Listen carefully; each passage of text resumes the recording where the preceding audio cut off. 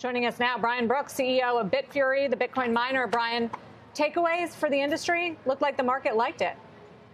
Sarah, there's no question the market liked it. And I'll tell you, this is a historic day for the government because this is the first time that the government has not just not just looked at the risks of crypto, but compared the risks of crypto to the risks of the current system and asked what could be better. That is a big change.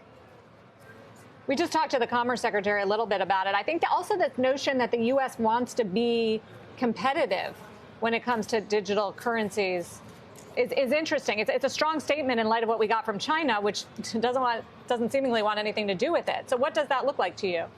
You know, it's really interesting, Sarah. I think a lot of people have taken the wrong lesson from China. So it's true that China banned Bitcoin mining and it banned individuals from investing in cryptocurrencies. But China's pursuing a different blockchain path. China's pursuing the central bank digital currency path, which means the government will build its own blockchain and they will dominate the financial sector for their people. And the alternative, which is being looked at around the world in places like Germany and the United Arab Emirates, Singapore, some of these real growth economies, is they're focused on how do we put financial power back into the hands of users. And I think that's the direction the president's executive order seems to suggest today, which is a very good sign. What would you list if you were kind of saying, here are the things I feel are most important that eventual regulatory approach not take or take at this point? In other words, what was perhaps the industry most fearful of, or what would do you think be least productive if the government were to, take more aggressive measures? Well, look, I think the things that the industry has been most fearful of for a while is that, first of all, the knee-jerk idea that crypto's new and therefore it's risky and bad. And what's really unique about the executive order today is it says it's possible that crypto projects might be more inclusive or better for consumers than the present banking system or the present investing system. That's a really big deal, and it's very different from how it might have turned out. And the other thing crypto people are very worried about is the idea that we'll move into a world, and like the Canadian trucker protest is an example of this, we'll move in a world where governments can just simply shut down your bank account, prevent you from using the money that you've earned the way that you want to.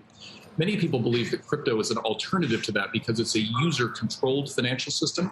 And again, this executive order seems to be open to the idea that we don't have to go down a government-dominated path, that we might be able to go down a user-controlled path, which is much more consistent with our democratic values and really critical at this moment in history.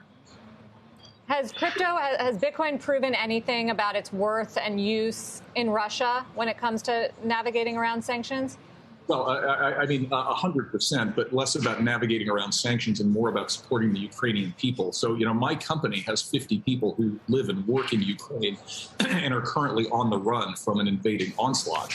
What we've seen is tens of millions of dollars worth of Bitcoin and Ethereum principally have been donated around the world to crypto wallet addresses that the Ukrainian government set up. So we see how important Bitcoin is to refugees fleeing war zones. We saw this previously in Venezuela, in Bangladesh, and now we're seeing it in Ukraine. I think this bit about it being a way around Russian sanctions is really overblown, and even the Treasury Department in the last 2 days has said they don't see evidence of that for obvious reasons, and that's because blockchains are transparent. It would be way too easy for us to see that, and there's no evidence of that yet.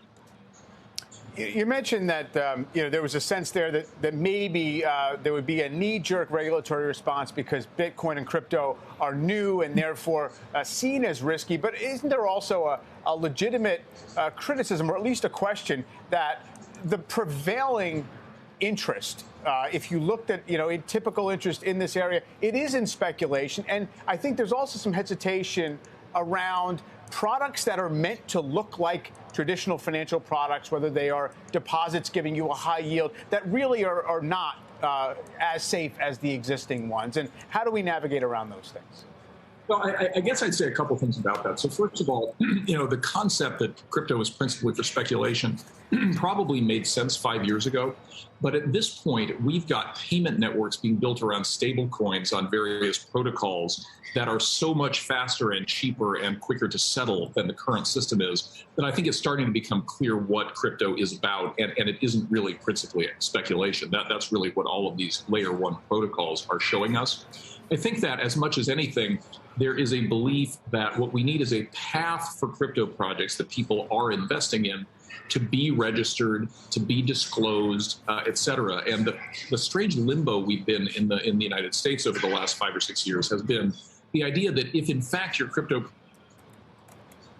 then it's almost by definition illegal. In other words, if you're a crypto project that is a security, there's been no path to register your security the way that a traditional security would register. And what I take away from the executive order is we're going to fix that. We're going to give it a government-wide path for legitimacy.